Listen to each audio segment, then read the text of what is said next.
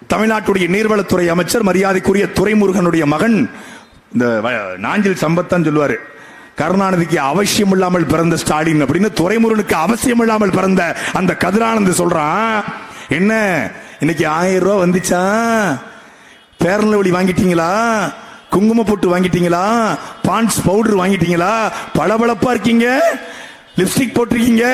சரி, நீ கொடுக்கிற 1000 ரூபாயில தான் எங்களுடைய அக்கா தங்கைகள் பேரலவழியும் பான்ஸ் பவுடரும் குங்குமமும் லிப்ஸ்டிக்கும் வாங்குறாங்கன்னா, தமிழ்நாட்டிலே லிப்ஸ்டிக் போடுற ஒரே ஆம்பளை உங்க அப்பா துரைமுருகன் தான். அவருக்கு எந்த 1000 ரூபாய் யாரா கொடுக்கறா? தமிழ்நாட்டிலே லிப்ஸ்டிக் போடுற ஒரே ஆம்பளை அவர் அப்பா தான். உங்க அப்பா தாண்டா தமிழ்நாட்டிலே அதிக பளபளப்பா இருக்காரு.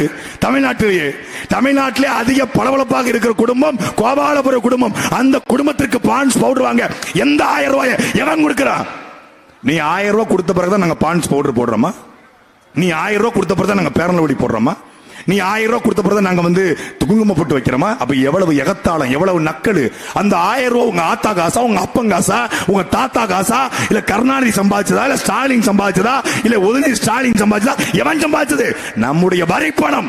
நீ கட்டுகிற தந்தி வரி, நீ கட்டுற வீட்டு வரி, நீ கட்டுற சுங்க வரி, வருமான வரி, நில வரி, எல்லா வரியும் சேர்த்துத்தான் அவன் பணமா கொடுக்கிற 1000 ரூபாயில. இந்த இவன் உழைச்சி கொடுத்த மாதிரி அப்பட்டமான அயோக்கியத்தனமான ஒரு ஆட்சி தமிழ்நாட்டில் நடந்து கொண்டிருக்கிறது. ஆட்சிக்கு வரும்போது சொன்னாங்க, திராவிட மாடல் ஆட்சி வந்தால்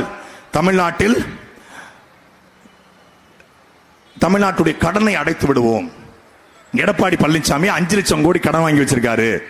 நாங்க ஆட்சிக்கு வந்தா அந்த 5 லட்சம் கோடி கடனை அடைச்சி தமிழ்நாட்டுடைய பொருளாதாரத்தை உயர்த்துவோம், ஒவ்வொரு தனி மனிதனுடைய வருமானத்தை உயர்த்துவோம் என்ற ஸ்டாலின் பேசினாங்க.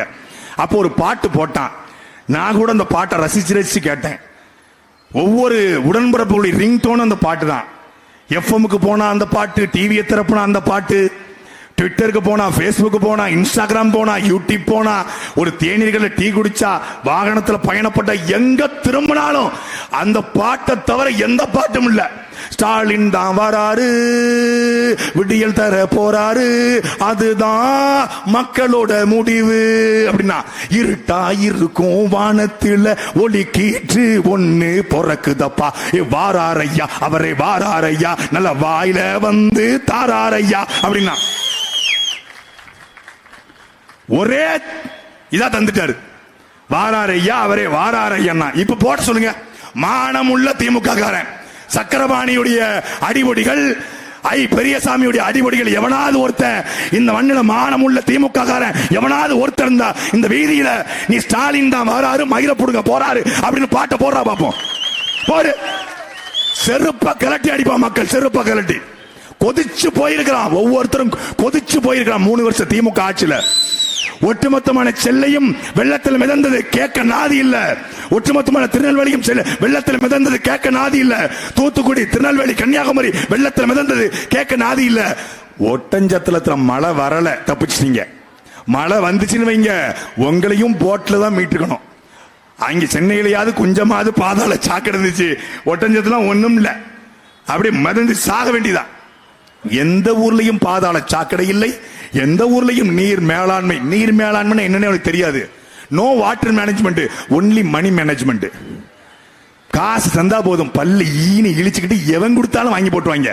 சாபர் சாதிக்கு மழை நல்லா இருக்கிய மழை அப்படிங்கிற மாதிரி, வடிவேலு கேப்பல மழை நல்லா இருக்கிய மழை அப்படிங்கிற மாதிரி, ஜாபர் சாதிக்கு போதை பொருளை வித்திருக்கேன் 2000 கோடி வா